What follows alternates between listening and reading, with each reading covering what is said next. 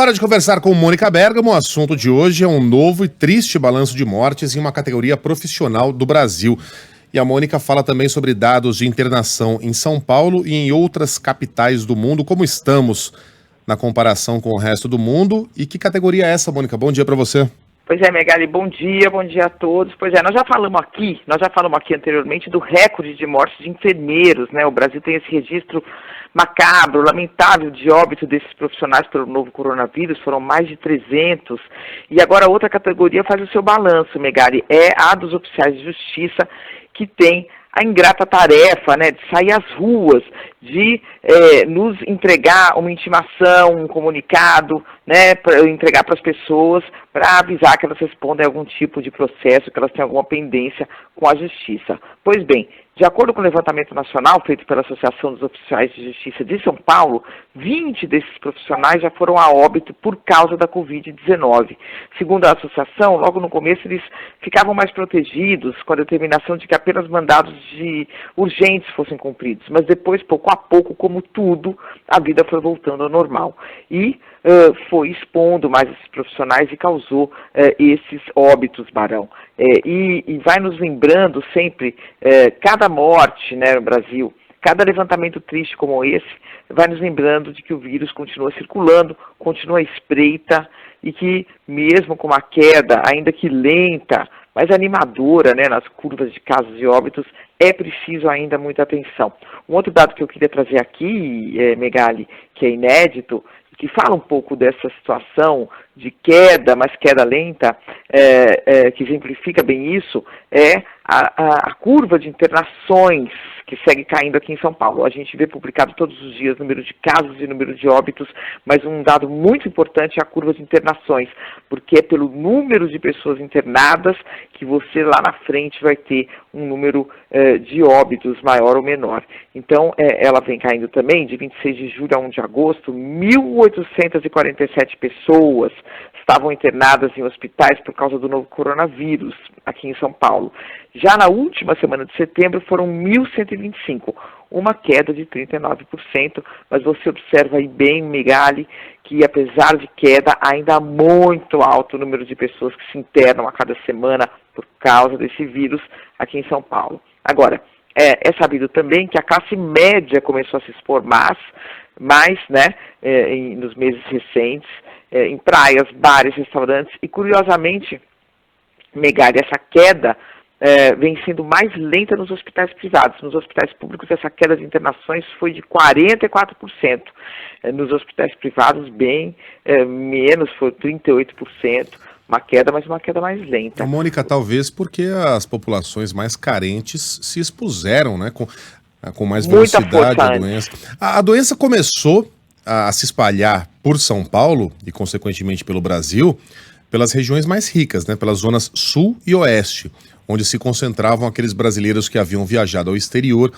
Dali foi um pulo para as periferias e a população mais pobre, que precisava se acotovelar nos ônibus, que não tinha condições de fazer home office, rapidamente se tornaram as mais atingidas. E talvez a gente esteja vendo aí a consequência desse ciclo, né? A classe média agora saindo às ruas. Isso. Você vai lá, a classe lá em cima, quem viaja para o exterior, quem tem muito dinheiro mesmo, foi a primeira que se contaminou. Você viu quantas pessoas de elite, médicos da elite, tudo contaminado, depois foi para as periferias, se espalhou, e a classe média se conteve, conseguiu ficar em casa, muita gente trabalhando em home office, e agora saindo, se expondo mais.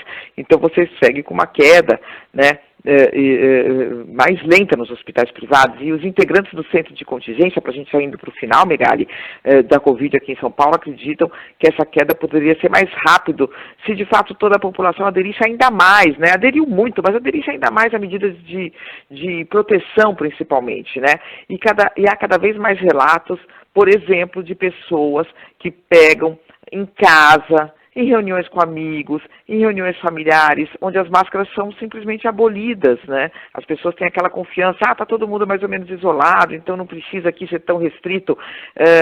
Mas agora, se um tiver coronavírus, pode facilmente passar para os outros 5, para os outros 10 que estão nessas reuniões restritas. Isso a gente tem ouvido. Outro dia eu conversei com um médico de um hospital aqui privado importante de São Paulo que falou isso. Às vezes chegam famílias inteiras contaminadas agora, né? Porque todos sem proteção, dentro de casa, mas sem proteção, né? Ou vão a bares, restaurantes, óbvio, impossível ficar sem máscara para comer, mas isso vai fazendo com que o vírus dissemine. Então, ainda preciso muito cuidado. A gente está vendo aí Paris, Madrid, Nova York, aqui no Brasil, Manaus, todas as cidades às voltas, com o que está sendo definido como uma segunda onda, com novas restrições em estudo já anunciadas, né? Então, sendo que em muitos locais do Brasil a gente sequer saiu da primeira onda, né? Da altíssima onda que se formou e estamos em uma baixa muito, muito lenta ainda, então ainda precisando de muitos cuidados. E esses registros, como os oficiais, nos lembram disso todos os dias, né, Megali? Em Nova York, o prefeito Bill de Blasio anunciou ontem, inclusive ontem de manhã, que em 9 bairros, onde houve um aumento de mais de 3% no número de casos nos últimos 7 dias de Covid, haverá um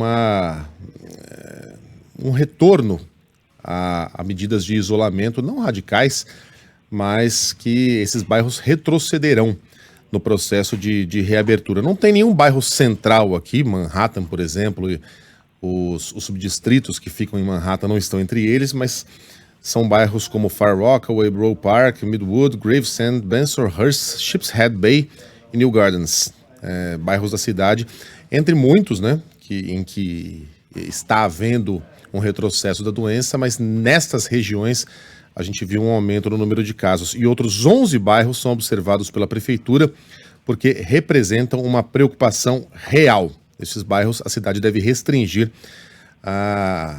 o funcionamento indoor, ou seja, o funcionamento interno de alguns restaurantes e bares. Paris, idem, Madrid, idem, né? É um vai e vem, né? É um vai e vem. Eu não lembro qual autoridade de Paris que eu li aqui, não vou citar para não confundir, mas falando, vamos viver nessa turbulência, né? Por bastante tempo ainda, não vai e vem. Por isso é preciso se prevenir. Do ponto de vista particular, é preciso saber que pode te pegar. E do ponto de vista coletivo, é preciso saber que quanto mais a gente se aderir a essas medidas, talvez mais rápido essa curva vá lá para baixo. É isso. Mônica, um beijo para você, boa semana. Até.